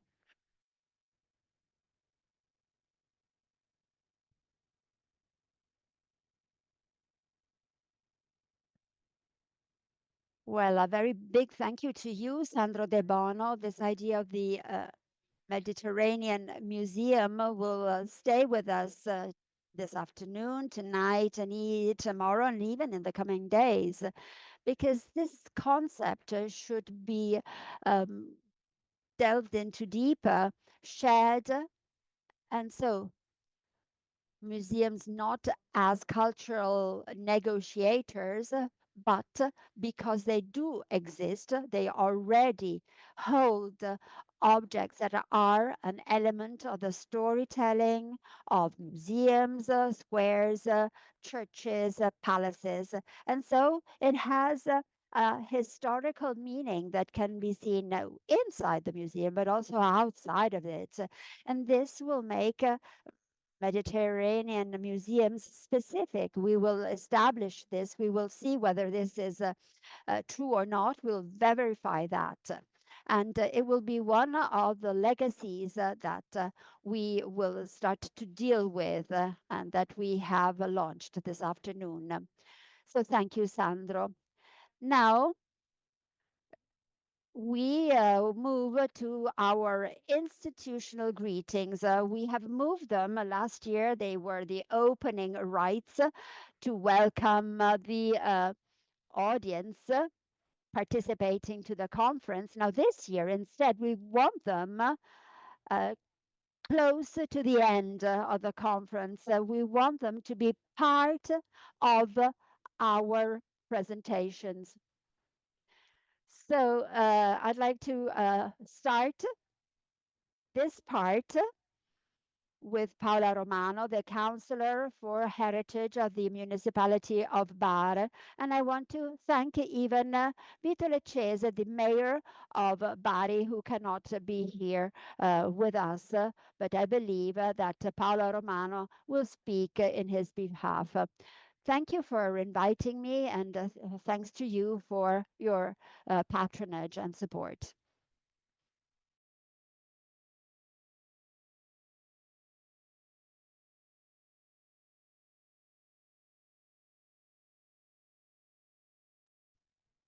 You have the mic here. Yes, thanks. I don't like to talk from the podium. Thank you from Bari. Welcome you from the city of Franco Cassano and also the city of the working migration. We have in 1991 saw the concept representing migration with a small boat with 1,000 Albanians on it in the past. So welcome on behalf of Vito Leccese and his staff. In these months, we were able to organize this conference together with the councillor staff. Well, this assembly, this convention is extremely important for two reasons. Number one, because in these years, Bari, and you will probably acknowledge this if you go for a walk tonight or tomorrow afternoon, has seen important redesigning intervention and refurbishment, urban refurbishment of numerous neighborhoods where normally people never settle. They just do not live there. And so we changed this mindset. We allowed these neighborhoods to become livable, and even museums were regenerated. We thank Dr. Paolillo. Thanks to her work, we have been able to restore the Teatro Margherita, and we will also welcome there the Contemporary Art Museum. Then we will open the Museum of the Sea and another museum that will welcome a collection of the works by Edoardo Tressoldi and You will see that tomorrow evening. You will also visit the space of the former convent of St. Francis at the Scarpa del Civic Museum. So there have been so many interventions that have allowed us to reflect upon our city, our culture, our museums as those belonging to a Mediterranean city. Because you see, we are really experiencing the democratic function of museums. In September 2025, Mariana Mazzucato published a very interesting essay, a pamphlet on the public value of art and culture. And Dr. Mazzucato, you may be aware, is an economist. And in her work, she really states that cultural spaces aren't important just for their economic worth or value, but because in those moments in which you consider uh, that there's nothing to do, where future hasn't arrived yet, well, cultural spaces, museums, if designed as a piazza, as a public space and square, can really present and introduce new imaginary aspects. And as Christian Greco says in his work on democratic culture, we have seen how important it is to enjoy cultural spaces. One person out of two has not been able to enjoy a cultural space because they feel they have been excluded by that cultural space, by that museum, because they cannot find a part of their history in that museum. And so imagining museums of the future as democratic spaces in which each one of us can reflect and re-see their own past experience and future is something that is really pivotal. So thank you very much for having chosen Bari as the venue, the city for your convention. And I really hope that you will not only enjoy Bari in these 2 days, but also you will come to Bari and visit the alleys of Bari Vecchia. I hope you can find a piece of your history here. Now to Silvia Miglietta, Counselor for Culture, Knowledge and Heritage of the region Apulia. And she also brings the greetings of Antonio De Caro, President of the region Puglia. And I thank them both for supporting the organization of this convention. Thank you. Good evening, good afternoon to everybody. The greetings of Antonio De Caro and my personal welcome to all of you, ladies and gentlemen, to our region and in the beautiful city of Bari. I'm so happy to meet you in such an important convention. Greetings to Paolo De Caro, counselor for the city of Bari, sorry. And Paolo Romano, sorry, I wanted to say. So she already told you in her speech that the region has really invested in our territories, in our cities, and we have our libraries and museums that can really welcome in our state-owned museums the work and exhibits of our culture. Thanks to the many professionals who have worked with us, we have been able to break down the walls, the resistant barriers that sometimes are brought back up in the city because culture and museums are considered far away and distant from our reality. So to open up, to welcome, to diversify what we offer, we want to allow everybody to feel closer to our culture and our museums. I remember during the pandemic, in Lecce, we used our museum as a vaccine hub And we also offered those who were vaccinated to visit the museum very rapidly and also to listen to music that was played on a piano that was there in that venue. And so that work back then has allowed us to attain these great results in the framework of culture and heritage of our region. So it's a new cultural welfare. We want to imagine museums are centers where we can achieve a well-being, where we can promote positive experiences and allow new museums and new cultures and new communities, schools, associations to share this experience.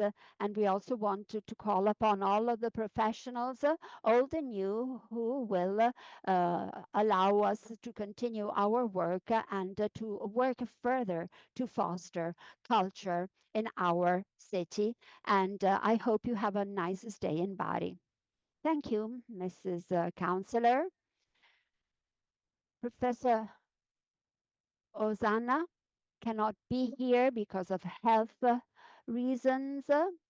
He wants to greet you nonetheless, but on behalf of the Ministry of Culture and Heritage, we have Ms. Guarnieri, who is the director of the Castello Svevo of Bari and the director of the Regional and National Museums of Puglia.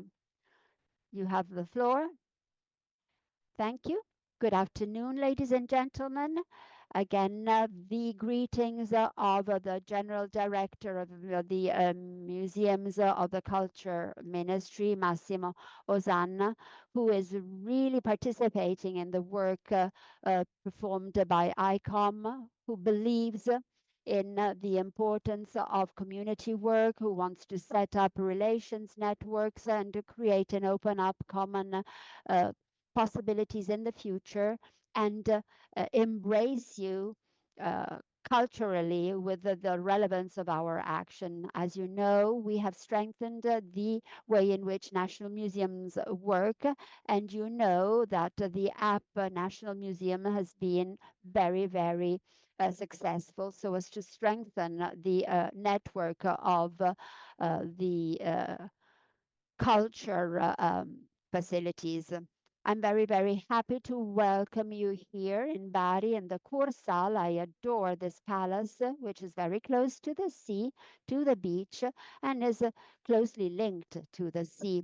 If you will have a chance at visiting all the different floors of the Kursal, you will see the great importance and relation with the Adriatic Sea.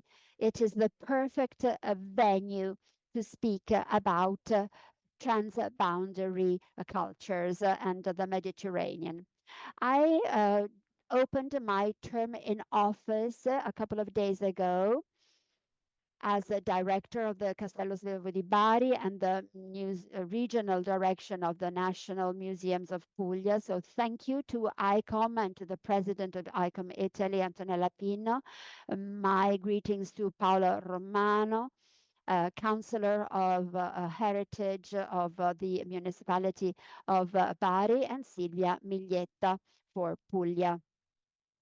Warm greetings to all of my colleagues, to the commander of Mr. Di Bella, and thank you to all the speakers. I enjoyed your presentations, and my warmest greetings to the community, the audience, and the Kursal who belong to the world of the museum networks. Some of you I have already met in past meetings, and I'm very, very happy to see you back here.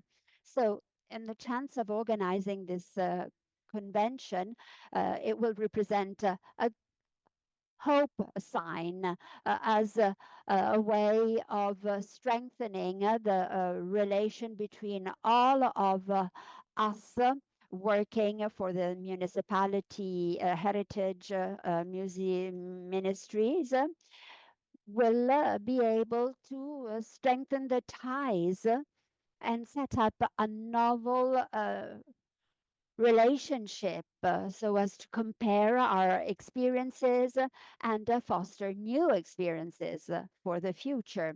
we immediately accepted to organize the visit to one of the venues, the visit to the archaeological park at Ignazia, a guided tour organized by the director himself. And also, I would like to thank the virtuous collaboration with the Accademia di Belle Arti of Bari and the Polytechnic of Bari within the project of the Mediterranean, which opened last March with an exhibition devoted to the works of Michelangelo Pistoletto, and I invite you to visit it. It's still going to be open for a couple of days. And in line with the indications offered by ICOM, with its director, I really believe it is important to continue to work and collaborate with all the teams to strengthen not only institutional synergy, but also the relations with the social collectivity. We want to allow all of our beautiful castles to be refurbished. The castles are not castles for us; they are palaces that allow us not to be a place to be defending the territory, but to open up the territory to all of you. And so I hope that with your help, we are going to be able to give more wealth to our cultural heritage. Thank you. Well, thank you very, very much, Mrs. Guarnieri, and thank you for supporting the activities of ICOM. Thank you, and a lot of luck for your initial term as director of the National Museums of Puglia. Now, we also would like to give the floor to one of the delegates of the General Director of the National Superintendence for the Subaqueous Cultural Heritage, Angelo Michele Raguso.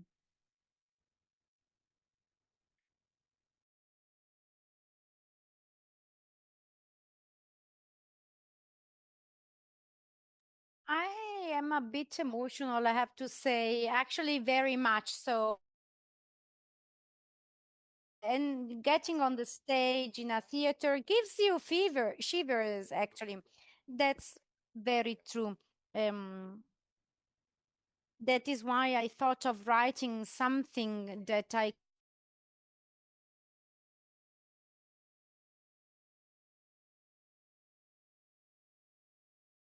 representatives.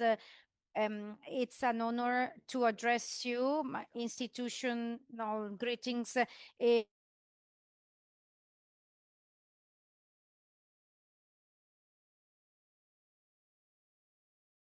Delegate of the superintendents, and this reassures me because sometimes I think I am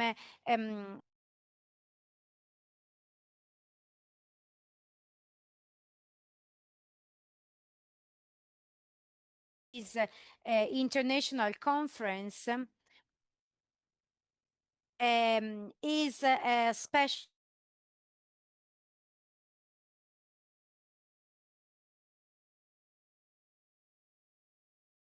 shared nature of the Mediterranean heritage, which does not know any rigid border.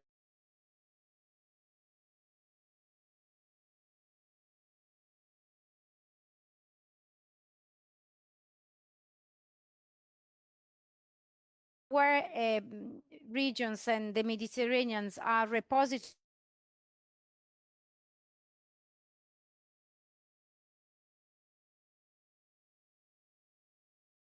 share of knowledge and responsibility, and it also stores fundamental traces of the relationship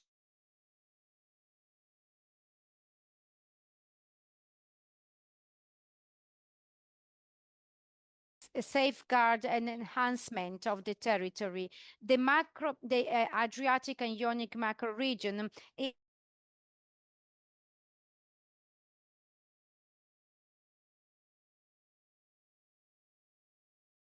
with the challenges of sustainable development, and through the strengthening of institutional alliances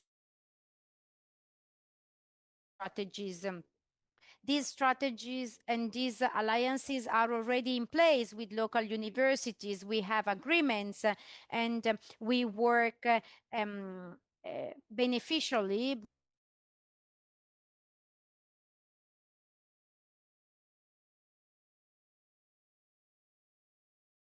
countries bordering it. In particular, I'm referring to Greece because in these days we have been working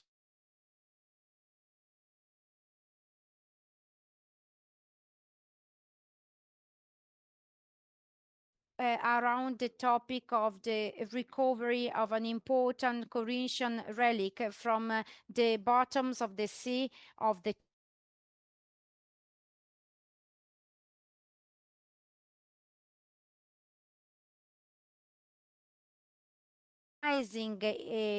of showing this relic at Athens at the Museum of Byzantine Museum.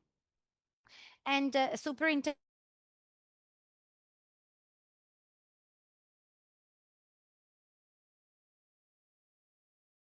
search and accessibility to this heritage.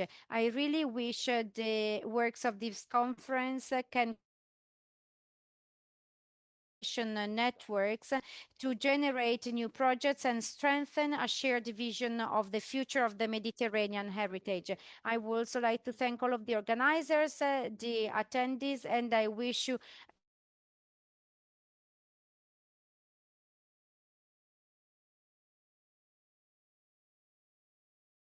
and I'm an archaeologist, but I'm a fan of him. Let's protect what we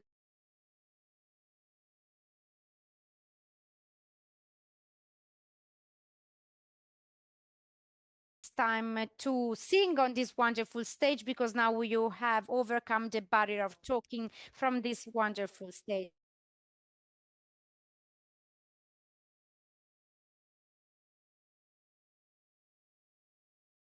Escape for the metropolitan city of Bari. Thank you for being with us. Thank you very much indeed. It's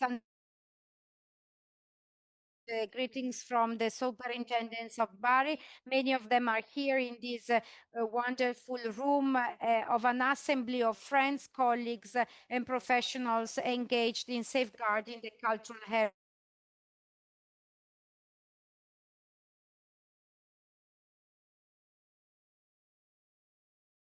We have been very happy of contributing to the digital poster session with one that is absolutely fitting with the topic of this meeting, which is so central and so important for our cultural heritage. It's a poster that we dedicate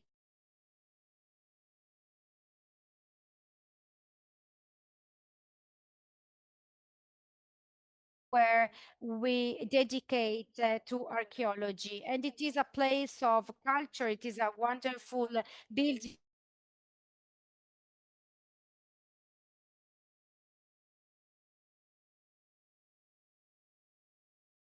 work, but it's a place we cherish so much. And it's a coincidence that in these days we have been inaugurating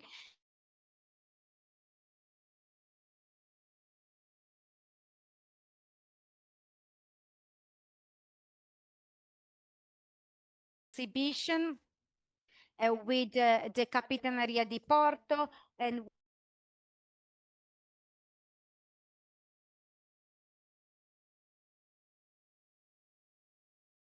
of Puglia to tell the central role that our region has had in the development of a contribution to honor millennial vocation that our territory can boast. So if you can hang around for a while, we will be visiting the old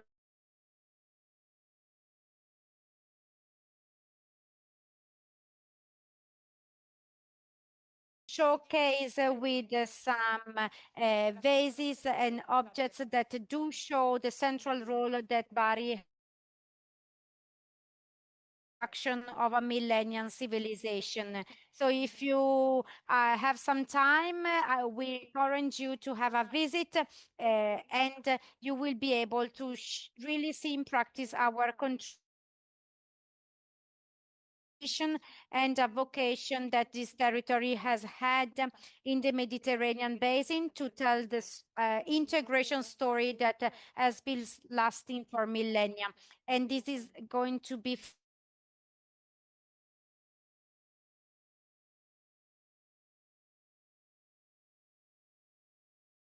for the invitation.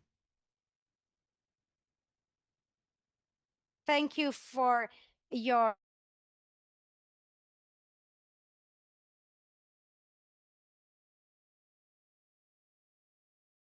that make us going to work more exciting. So for those who were not present from the beginning,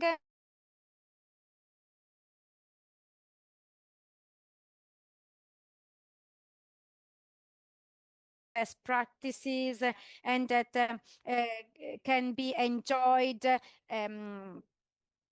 if you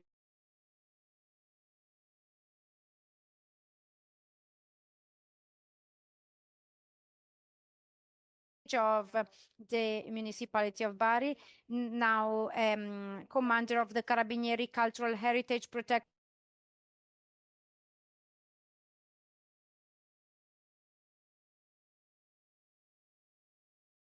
Have not subscribed, you forgot, you can still subscribe because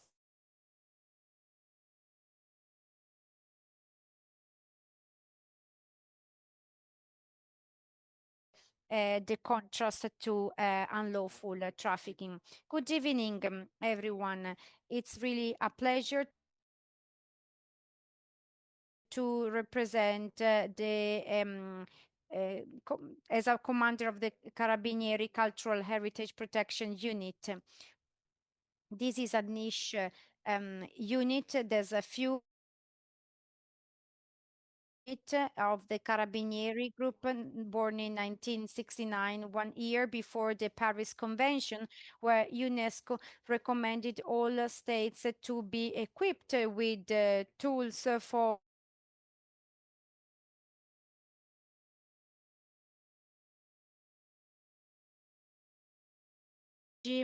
um, we deal with fake objects and landscape protection.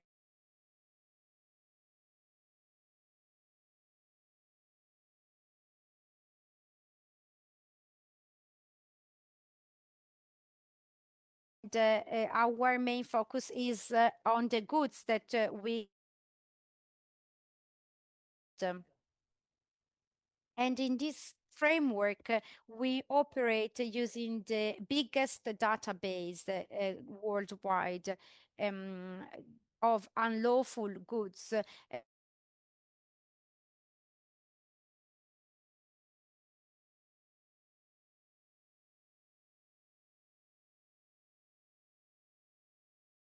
Base can allow us to compare the pictures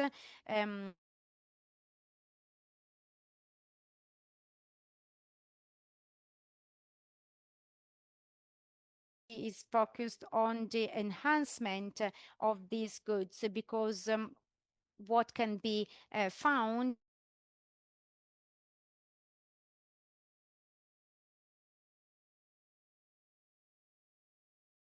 test operations carried out by the unit in Bari. And a few years ago, the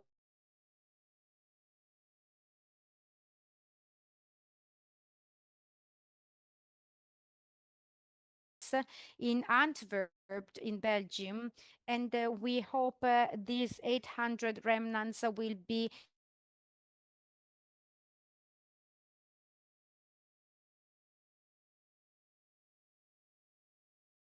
find some objects that were purchased by the German state, but they were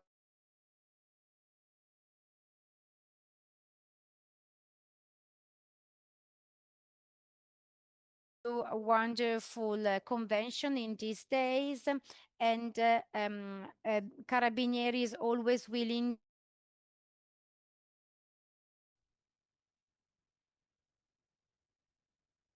Thank you very much for the work you do and for the proximity to our activities.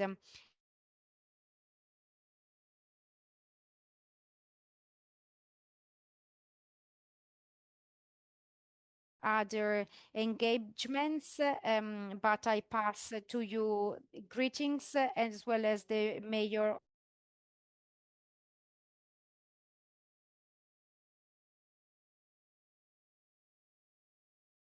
here. And I instead would like to give the floor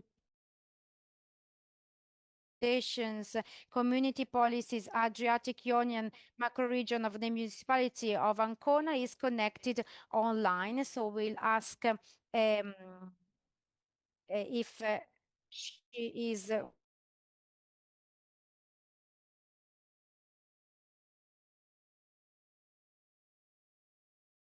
Energy regeneration was one of the topics of its application, and um,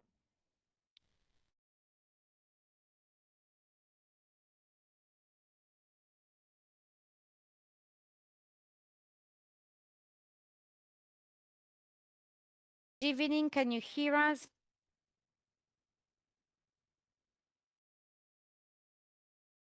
Can hear you? Yes, I can hear. My mic is on. Very good indeed. Thank you for attending virtually our meeting. Good evening.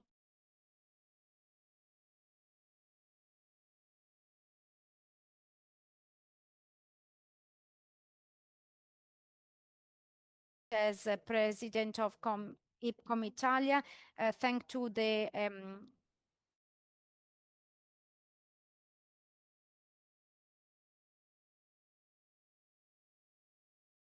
some time ago, ICOM has got to Marche region, and from that moment,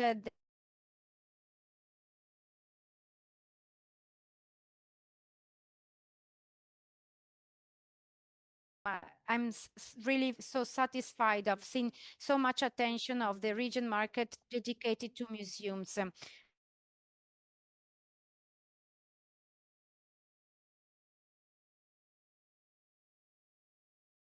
Bono for the storytelling they have shared with us in terms of maps and the cartography of. This is absolutely very current for a new interpretation of the territories, the objects.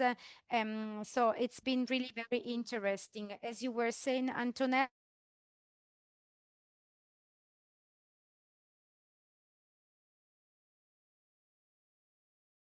the pillars of our application was the willingness to put our international vocation at the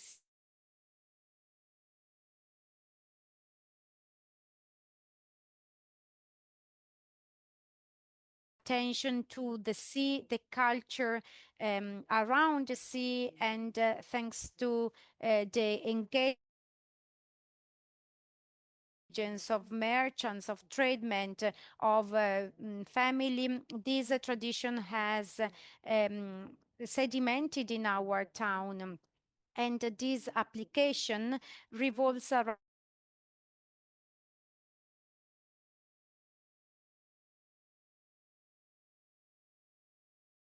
our local municipality and provincial museums. And at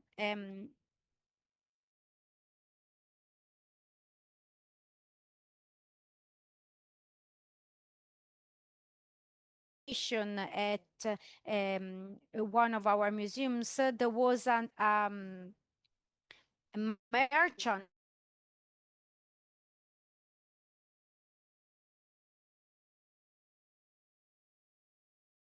art. Ancona is also the venue of the permanent secretariat of this.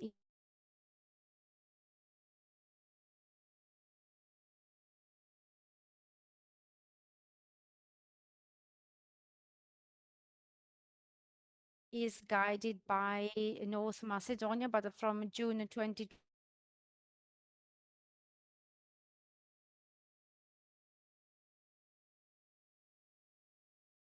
The competencies, besides being a counselor for culture, I'm also secretary of the Adriatic cities. So this is, of course, a topic that we have included in our dossier with geopolitical festival and also the setting up of an award for the intercultural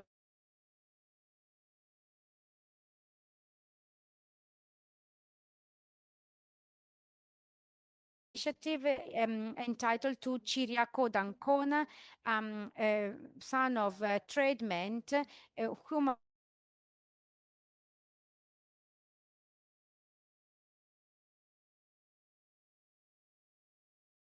classical culture, the ancient epigraphs. So he was really the first one who drew the part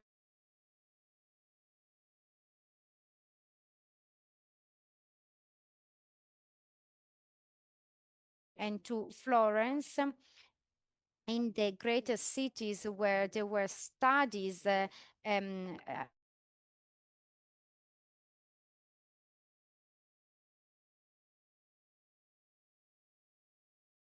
being considered the father of archaeology and also of the history of art. Part of our dossier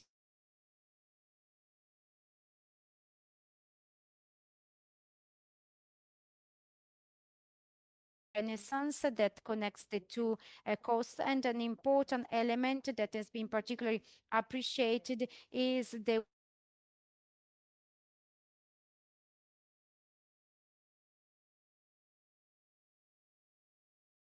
for the municipality of Bari, talking about the Museum of Sea, and our intention is indeed to create a museum great civilization starting from Ancona, the connections between the towns, peoples from the past to today's. So we will be helped also by the analysis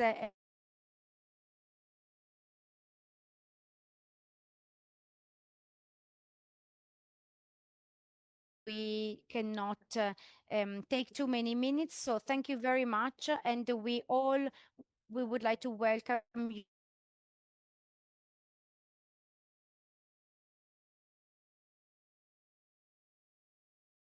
Are our guests in Ancona. I wish you a wonderful continuation of your National Assembly.